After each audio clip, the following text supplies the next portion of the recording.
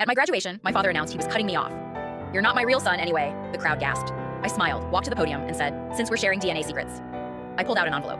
His wife's face turned white when I revealed, "Blake, you're not my real son, so I'm cutting off all financial support." Tucker Richardson's voice echoed through the gym like a gunshot.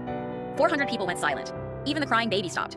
I stood halfway to the stage, receiving the most devastating public humiliation of my life. My adoptive father just downed me in front of everyone. But Tucker didn't realize one thing. I already knew how this would end.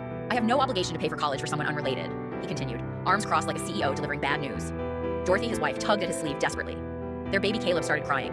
Phones turned toward us, recording everything. They had no idea what was coming. I should have run out in tears. That's what Tucker expected. What everyone expected. Instead, I smiled. The genuine kind my mother Catherine loved before she died of cancer 4 years ago.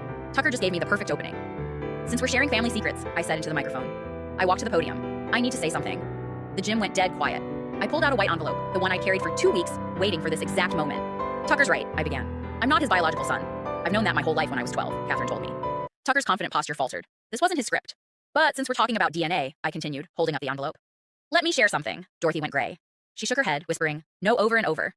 "You know," I said, opening it slowly, "sometimes people who throw rocks live in glass houses."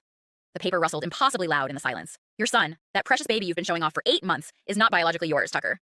Gasps exploded. People stood craning their necks. Phones recorded from every angle. "Dorothy's been having an affair with your brother Michael for over a year." I continued steadily. "The baby she's holding is your nephew, not your son." Tucker's legs gave out. He collapsed into his chair, mouth opening silently. Dorothy ran for the exit, stumbling over chairs, clutching Caleb. "I have the DNA test results," I said, waving the papers. 99.9% certainty. Michael Richardson is the biological father. Total chaos erupted.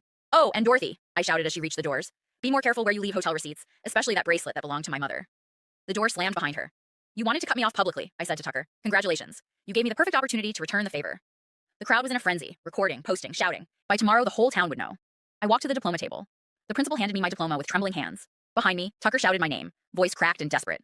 "Blake, wait." But I didn't turn around. I'd spent 18 years waiting for his approval. Months planning for this moment. The trap he set backfired spectacularly, and every word I said was true. DNA test, affair, hotel receipts, all documented.